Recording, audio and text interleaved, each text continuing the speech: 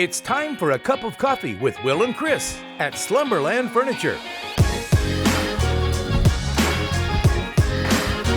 From Slumberland Furniture in Osage Beach, here are your hosts, William Holtz and Chris Schneider. Time for our weekly cup of coffee. We're at Slumberland at the lake. I'm Wild Will. I'm Uncle Chris. And it's show number 208, which means, hey, we're closing year number 4. Wow, already. Those 4 years have flown by, haven't they? Flown by. And we appreciate those of you that have been with us from the start and those of you that have picked up along the journey. Now, this week's show, action-packed, right?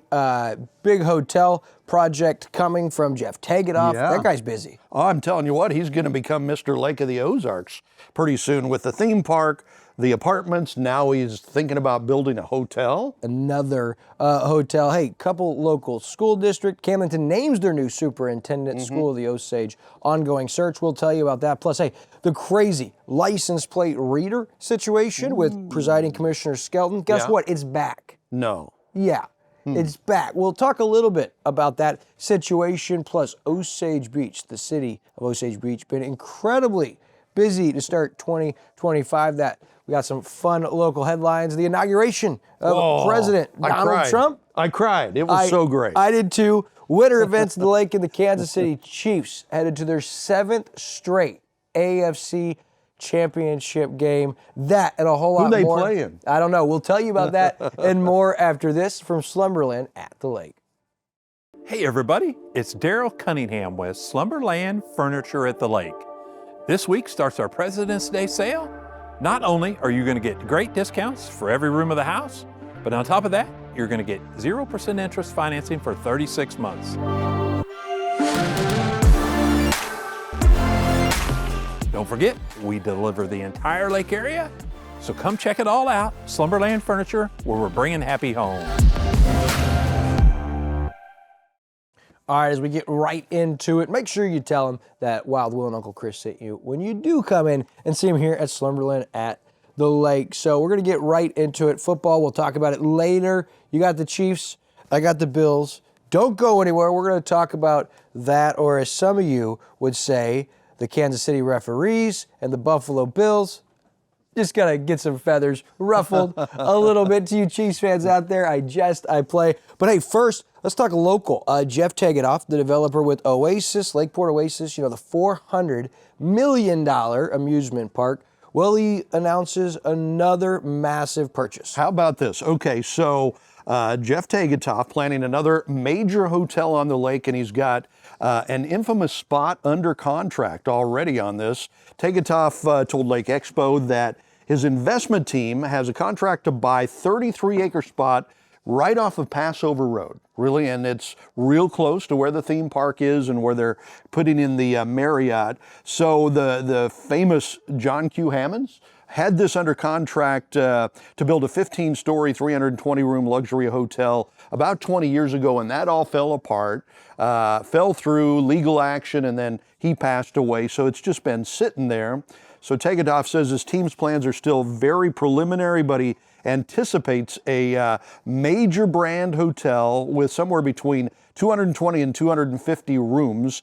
He says the massive interest generated by the development of the Oasis at Lakeport is, there's so many people that want to come, big groups, that this is another necessary next step growth. And it's amazing that he's thinking about this. Yeah, let's put this in context. So the Marriott that will be at Oasis, 402 rooms, 30,000 square foot. Not big enough. He's already getting so much interest from groups for 2026 that they're saying, hey, we're booking it, but we have bigger groups. And there's other interest coming in. And so he says, hey, we're going to need more than 400 rooms here. And so adjacent to that, across the way right there, that 33-acre lot that you alluded to, another potential hotel, conference center, and big questions everybody asked it. I want to show the picture, courtesy of Lake Expo, David Dilk's Lake Shots. They did a great job of kind of showing you in relation to the Oasis. They're going to have a lot of land, a lot of control down there. I mean, that's going to be really exciting for them. Now, however, it's not expected to close until 2026, and so it's not something that's going to happen overnight, and they're going to look at the TIF that was long ago approved on the site, and that was the same TIF that ended up spelling the demise of the John Q. Hammond's dreams. So they're going to go look at that.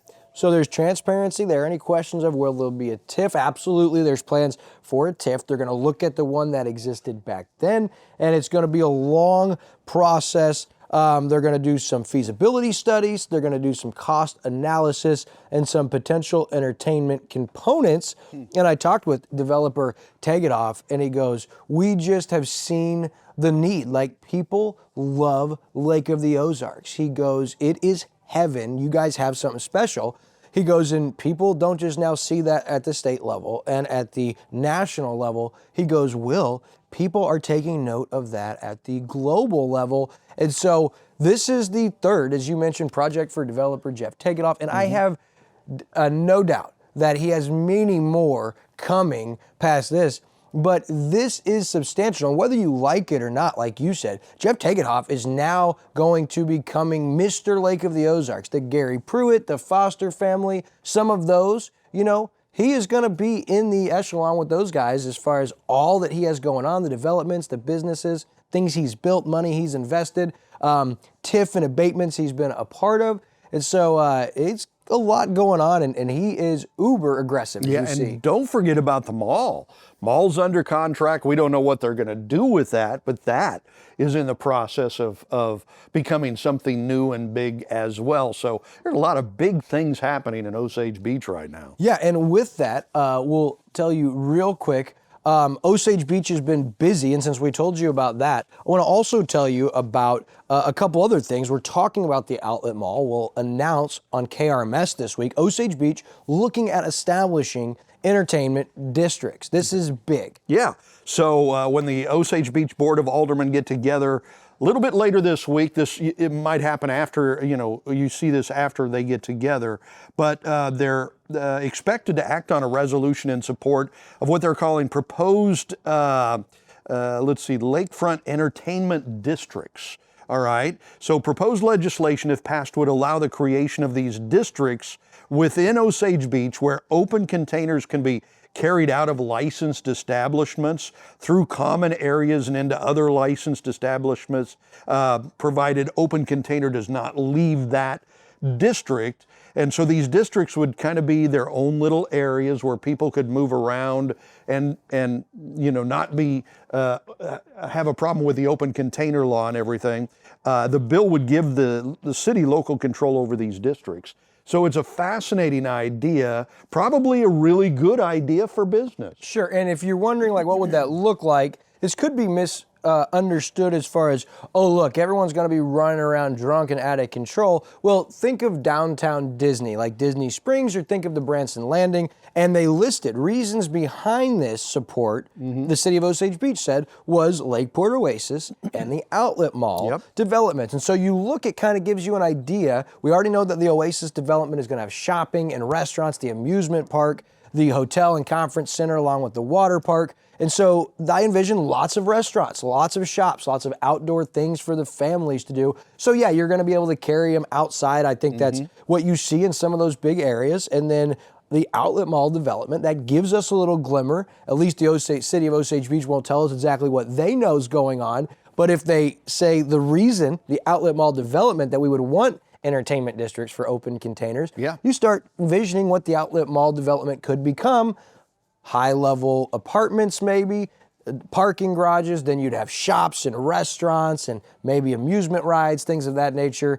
Just speculation, but that would be really cool, Absolutely. Right? And you hit the nail on the head with the Oasis theme park. You got the Marriott next door. You got the indoor water thing, that's going to come in. If you make that all an entertainment district, then, you can go anywhere in that area and not be worried about, I can't leave here, with this beer or whatever the case might be. So that's a fascinating idea. And I want to put the narrative of, quit changing the lake. Like, this is our Lake of the Ozarks. It was so peaceful. It's like, look, the lake is different, and it's going to continue to be different. There's nothing any of us are going to do to stop the growth and the emergence of people coming to the area and developing and investing and loving this area just like you and I. So I want to remind everybody that's watching that it never has been the quaint, quiet, peaceful part of the lake in the off season that makes it so special. It's us. It's the people at Lake of the Ozarks. So as the new people come in, let's remember that. Like, this isn't really our area. You know, we all transplanted here.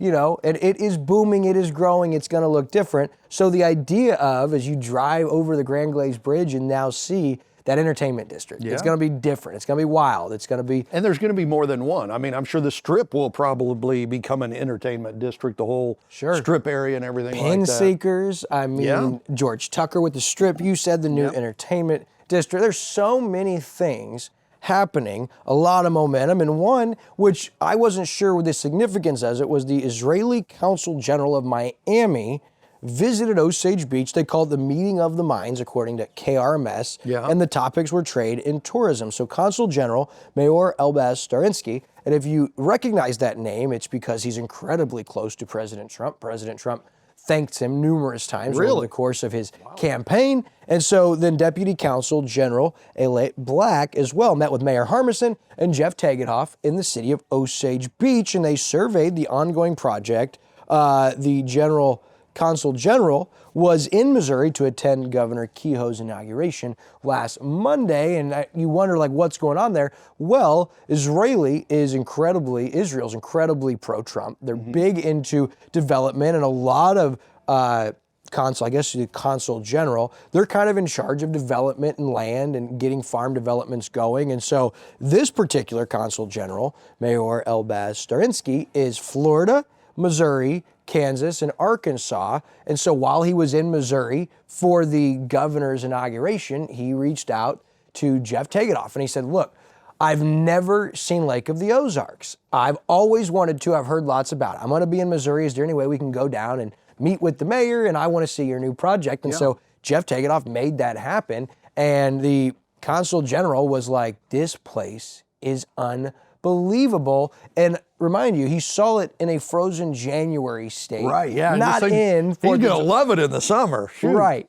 And so if you were wondering, I was, like, what significance is that? Well, that is significant that other people are taking interest in what the lake is doing, that have power in buying and developing, and they thought it was amazing. I thought that was a cool story, but it just goes to show, like, Osage Beach is moving and shaking, good, bad, or indifferent. They do not stop. And I want to give a shout out, Jamie Rutledge. Oh, yeah. She's doing fantastic. I get 2 or 3 every single week. Press releases, supporting images, timelines, updates. I mean, from the local schools to the local roads to the local police department and their polar plunge efforts. I just want to say, wonderful job to Jamie Rutledge, the public information officer. We have loved the increasing communication we've seen. So thank you for that. But man, busy day, not just the Martin Luther King Jr. Day. And I'm making a prediction with all these ties to President Trump, like the Israeli Consul General and everything. I think President Trump will be coming to the lake more than once in the next few years. I think it's going to happen. I am predicting, I'll take it one step further, President Trump makes a special appearance on the Community Spotlight Show. Ooh, that'll be good. I think there's going to be a Trump hotel at the Lake of the Ozarks, right? That would be something. So, hey, in other local news, Camden Superintendent Sean Kirksey announced his retirement. The end of the year, we told you about that about a month ago. Well, they have found his replacement, and they didn't have to look far. Dr. Brett Thompson will fill the role after serving as the high school principal for the last 16 years. Dr. Thompson says in a notification that he's incredibly humbled and honored by this opportunity. I don't know Dr. Thompson. I'm sure he's a great guy. It's going to be hard to replace somebody as great as Dr. Kirksey. I really hate to see him go because he's just such a great guy, his whole family. But hopefully he'll be able to step in and fill his shoes. And an overwhelming endorsement from Dr. Sean Kirksey to Dr. Thompson, who has been the high school principal the last 6 years and is beloved by administration and faculty and students alike. So great hire, keeping it within the district, and somebody that's proven and, as I said, endorsed by Dr. Kirksey. And then, as we also heard just a couple weeks ago, Superintendent for School of the Osage, Dr. Laura Nelson, has announced her resignation. Not retirement, but resignation. And so School Board President Derek Steen with Chris Schneider, just recently, last Thursday, at the Osage-Buffalo game, you got to chat with them a little bit about their ongoing search, and he had this to say. One of the most, if not the most important thing the school board does is ensure we have a good superintendent. And Dr. Nelson has just done an awesome job for several years. She is retiring at the end of this year, and so we are currently in process to search and to interview and hopefully select a new superintendent sometime in the end of February. Yeah. So how does that search go? Is that like a statewide search, a nationwide search, or you just stay in house? No, it's a comprehensive external search. Obviously, we internal candidates can apply, but we are searching externally outside the district, and we've gotten, I think we've got 11 or 12 applications already that's came in the last couple weeks. We're going to continue to take applications in January before moving on into the review and interview process. But yeah, we're excited. We think School of the Osage is an awesome school, right? Yeah. And our expectation is we're gonna attract some talent, some good talent. So we're excited. Who wouldn't want to come here? I know, right? Yeah. So we've got a great school. It's a great community, and when it comes to looking forward, we want to keep it that way. Yeah. The board is behind that 100%. So pretty cool, and that effort is ongoing. And you were there in Osage, man. That boys basketball team looking pretty good under Really Coach good. Henshaw. Yeah, they're really on the ball this year. Lost a game at St. James a couple weeks ago. They should have won. They should be like 10-2, but really good season. We will have several more Osage games coming up this year. We've got Osage at Camden in the boys rivalry on February 25th, and then a doubleheader with the girls and the boys on Thursday, February 20th, Eldon at Osage, doubleheader. And they might have got to see it, but not by the time it's aired. But that doubleheader, Max Creek, Climax Springs, Yeah. pretty awesome. And you guys, what you do with basketball is pretty awesome. That's a Thank lot of you fun. for letting me sit in my recliner. That's what you do Friday nights for football, That's right. I watch you Friday nights on high school football. Yeah. I love it. I absolutely love it. So, hey, we're going to give you an update on the LPR situation. Camden County Presiding Commissioner KRMS reports that the flock camera that had been allegedly removed by Camden County Presiding Commissioner Ike Skelton had been put back in place Thursday, January 16th. And so I'm afraid this battle is just beginning. I saw a thread from Citizens for a Better Camden County, and people were on both sides. Law enforcement was absolutely the need for these with oversight. A lot of citizens were absolutely against this. There were a ton of arguments back and forth, and a couple of the arguments I saw that seemed reasonable was somebody asked, was Presiding Commissioner Skelton acting within the bounds, or should a sheriff or the prosecutor have been more involved? That was one I saw. Regardless of where you feel about this, I am fearful that we have a great divide brewing here within Camden County. And I understand the battle, right? The fight, the principle. Like if you're anti-surveillance, you give an inch, they'll take a mile. So under no shape or form.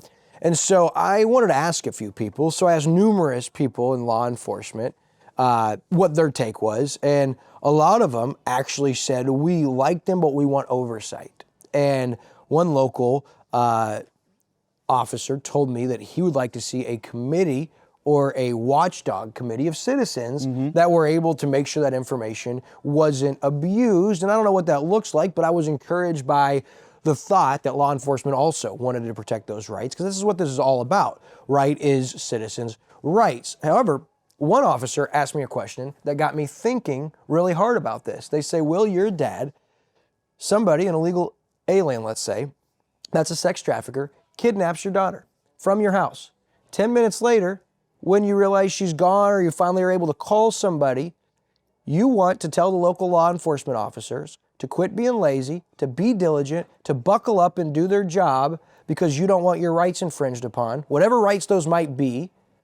Or do you hope there's surveillance and LPRs that will be able to, within minutes, find out what direction and how far? Now, that is one scenario and situation, a hypothetical, but that did get me to think, what rights am I afraid they're going to get that they're not already getting with Facebook, Google, my debit card, my internet searches? everywhere I go with an iPhone. I'm just wondering, this battle as a county that we've seen, this freedom fighting battle taken up by our presiding commissioner, was this the right thing? And what did it solve? Because now the camera is back, and to date, no charges have been made public, and it's unsure at this point if Skelton will face charges or any criminal proceedings will come of this. But I do know by looking through these comments that what we felt like entering the candidacy of Sheriff Chris Edgar, where you finally had a commissioner's office, a prosecutor's office, and a sheriff's office who were like-minded and aligned, that we're 2 weeks into 2025, and that is absolutely not the case, because from my understanding, the prosecutor's office and the sheriff's office, at this point, their hands are tied. They cannot, with the oath they have sworn, break what they understand to be the law. And so I think there's some questions to be answered, but I just sense this great divide brewing within a jointed community, the powers that be, that would benefit us. Now we don't necessarily have that, and was this the battle to go all in on? That's my question. Yeah, it doesn't seem like it's accomplished anything since that the camera is actually back in place now, and it will be interesting to see because, like you said, the local prosecutor, the local sheriff, they have to step back and take their hands off of it, right? Because of a conflict of interest and all that stuff. So the state is investigating. And it'll be interesting to see how this turns out. Hopefully it'll turn out for the better, but all that's still way up in the air right now. This could go very south very fast. And I really like our presiding commissioner, Ike Skelton. I applaud the effort and where his heart's at most of the time, but here I do wonder, should there have been another enforcer? Right? I don't know if the presiding commissioner should be the enforcer. And then if you are, you're almost saying it's because my sheriff didn't do it and it's because my prosecutor didn't do it. And is that the case? Because if it is, now people start looking at them, and that's what you'd have to do. Well, now they're accused. You can't get answers from them, and that's my point. We have a great divide over license plate readers, and I think everybody is against license plate readers infringing on citizens' rights. But I think the real question here is the action of one individual, and that's our presiding commissioner, Skelton. And did he enact within the bounds of the law as the presiding commissioner with this ordinance passed, or did he break the law? That's really the question, because you can't just do what's right if you feel like it's right if it's not legal. That is absolutely truthful, and it'll be interesting to see, because I fear there could be charges, there could be proceedings. What I felt like would be something they wouldn't want to go after, I think further about, does the state want to let a presiding commissioner of a county pass an ordinance, say it supersedes state and federal law, and then go out and, I mean, that is if you love the action, which we like the merit behind it, the heart behind it, but does that not set a dangerous precedent for other counties? You can see how that turns out. Interesting situation, but I don't love that there is this great divide within Camden County right now, and that's inevitable. And this is just getting started. There's no doubt about that. So hey, for those of you that watch Ozark Law, the series on A&E, episode number 1, you noticed that somebody's house was broken into, and not only did the burglar allegedly steal a safe with $80,000 cash, wow, it got away with a fishing boat from the dock as well.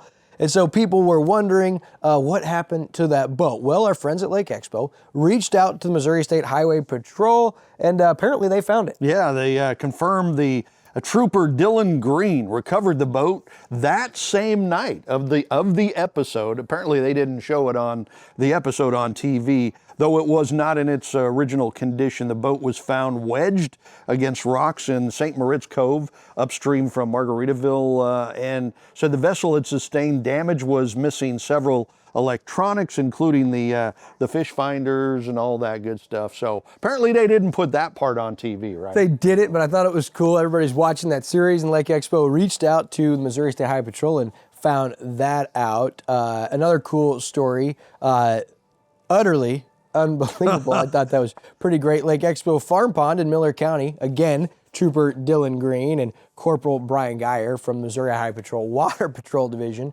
joined forces with local fire departments to save a cow that had fallen through the ice near Storage Road in Miller County. Yeah, team worked together to safely pull the cow from the freezing water, ensuring its survival on a day that was anything but ordinary. It's been so cold.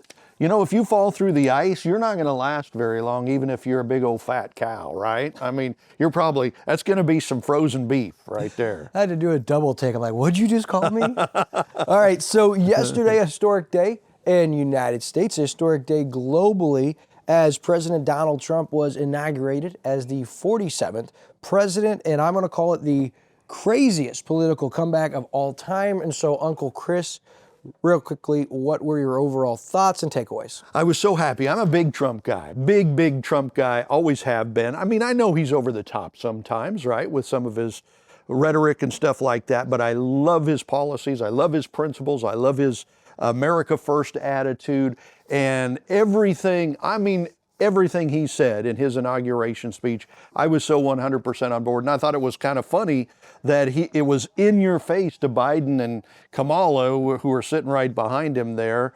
And I thought it was so disgusting that Biden pardons his crime family. Yeah. 15 minutes, Trump didn't even know about it when he was inaugurated. So Biden pardons his son for 11 years of criminal activity. Pardons the rest of his family for criminal activity, pardons the January 6th committee for destroying evidence and documents and everything. I just thought it was so disgusting. Don't forget Dr. Anthony Fauci. Oh, and Fauci on top of all that. Why would you need to pardon him? Unbelievable. Because they did something wrong, right? Correct. So it'll be interesting to see if all the truth comes out of what these people did. And I know that we're supposed to be presidential and there's a peaceful transfer of power, but when you look at what the previous administration did, they needed to sit there and have that put in their face, I agree. what they did and how it's going to be undone. And I couldn't help but look at former President Biden just sitting there. Did he not look just like Walter from Jeff Dunham, the ventriloquist? Yeah. Well, I think he fell asleep during Trump's inauguration speech. But they needed that, and it was pretty incredible. There's a couple thoughts I have. His quote, "saved by God for a reason, to make America great again," which was met by a standing ovation. This man has truly found his purpose and his calling. He revoked the Green New Deal. He ended the electric vehicle mandate, mass illegal alien deportation effort, stop all government censorship, and bring back free speech in America. Only two genders, male and female, Gulf of Mexico to the Gulf of America, taking back the Panama Canal and bringing hostages home from the Middle East. America is officially back, and what an aggressive and eager first day in office for President Donald Trump. Absolutely. Whole lot of executive orders to try and, turn things around, get rid of the invasion at the border, and I'm just so happy. I think that saved our country. And I got to be honest, there was a part of me that was fearful that there may be an assassination attempt yesterday. All day. And so when it didn't happen, the day was over, I was, praise the Lord. And here we go, America's back. And you could say that. You couldn't say that the last 4 years without being a racist, a bigot, and we're probably still going to be called those things. But real quick, I want to talk about winter events at the lake. It's cold, it's icy, you think there's nothing going on. Well, got to get ready. Both boat shows coming up. And these are massive for you boat enthusiasts. Overland Park Boat Show, February 13th through the 16th, and then the St. Charles Boat Show, February 27th through March 2nd. Both Lake Ozark Marine Dealers Association events. And then February 22nd is a big day. Mardi Gras Pub Crawl. Probably going to catch you and Michelle out. Probably not. Probably watching football at home. And then the Polar Bear Plunge and the Polar Bear Strut for Missouri Special Olympics are February 22nd. And just don't forget, because it's sneaking up on you, St. Patty's Day, right? That's a huge weekend right around the corner at the lake. And real quick, we got to make our predictions. Brought to you by Chris Lightco. Chris, great friends with Chris Jones, so I know who he predicts. But I want to know your Bills-Chiefs prediction for this Sunday's AFC Championship. Okay, a little game. superstitious. So every time I pick against the Chiefs, they win. So I'm picking the Bills to win 31-30 and hope that means the Chiefs win.